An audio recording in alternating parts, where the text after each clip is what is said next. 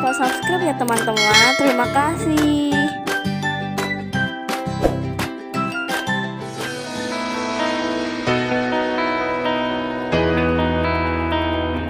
Oke, malam ini aku akan mengulik 6 sejarah tempat yang paling angker di Jakarta.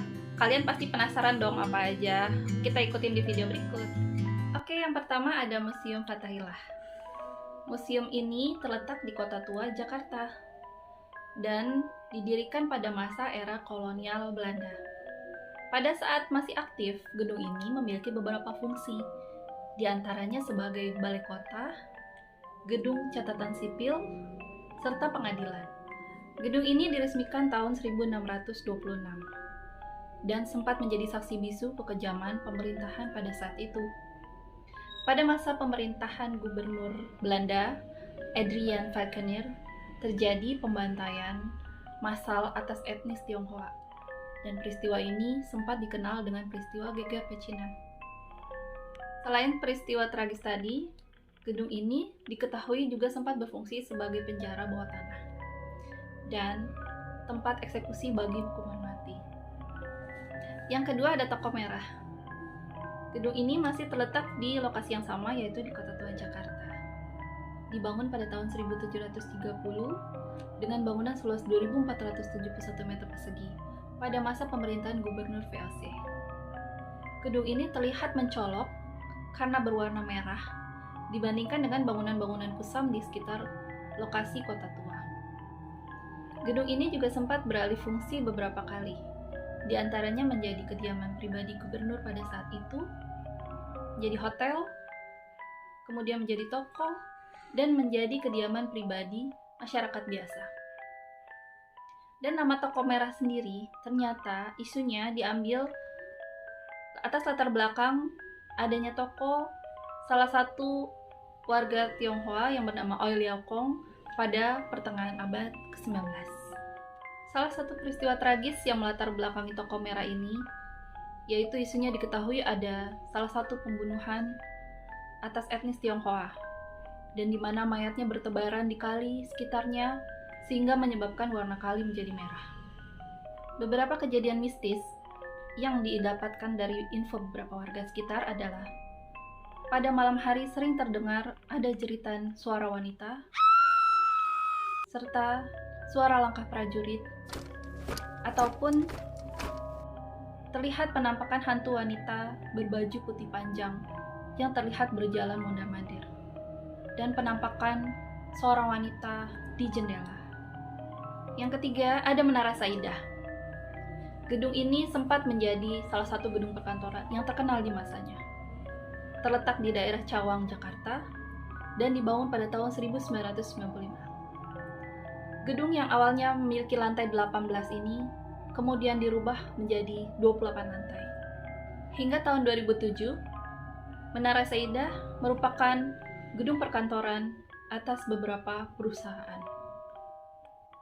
Gedung ini memiliki latar belakang yang kelam sehingga menjadikannya terbengkalai seperti saat ini, yaitu dimulai dari adanya isu keluhan dari lift gedung yang berjalan sangat lambat, kemudian keluhan atas pondasi bangunan yang miring beberapa derajat sehingga menyebabkan bangunan terkesan tidak aman, dan adanya keluhan dari beberapa karyawan dan petugas gedung yang merasa diganggu oleh sesuatu, serta adanya isu munculnya kuntilanak merah.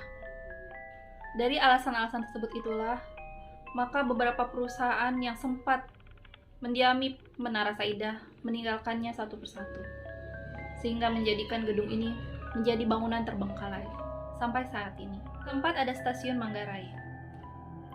Sebelum difungsikan sebagai stasiun, Manggarai diketahui sebagai perkampungan orang-orang Manggarai Flores.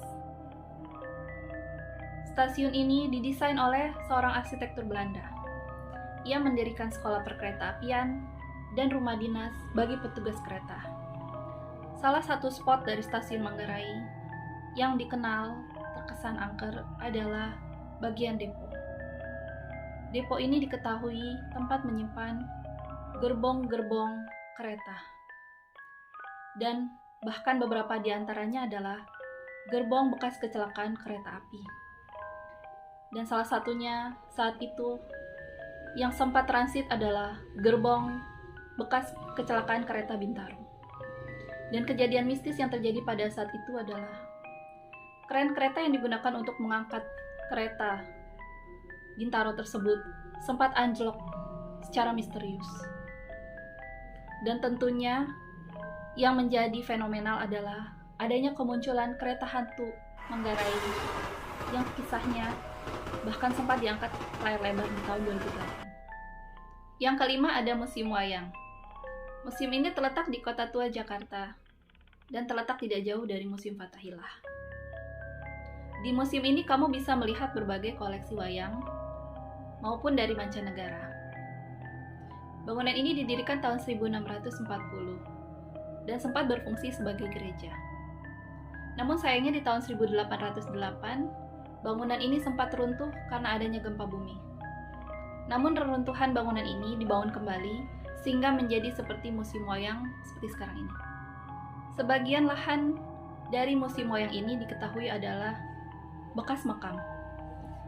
Jan Pieterszoon, salah satu gubernur jenderal Hindia Belanda, diketahui sempat dimakamkan di sini sebelum pada akhirnya dipindahkan.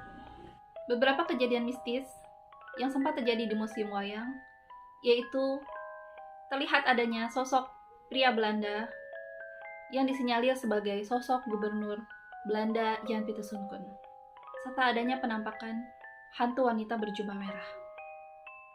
Serta adanya salah satu koleksi wayang yang dikenal sangat mistis, yaitu yang bernama Si Gale-Gale dari Sumatera. Wayang ini diketahui adalah wayang yang berbentuk 3 dimensi. Dan isunya, di beberapa kesempatan, wayang ini bisa bergerak. Dan yang terakhir, yang keenam adalah jalur rel kereta api Bintaro. Tragedi kecelakaan memilukan sempat terjadi di jalur rel kereta Bintaro. Kejadian ini terjadi tanggal 19 Oktober 1987 dan sempat menjadi tragedi kecelakaan yang paling terburuk dalam sejarah transportasi di Indonesia.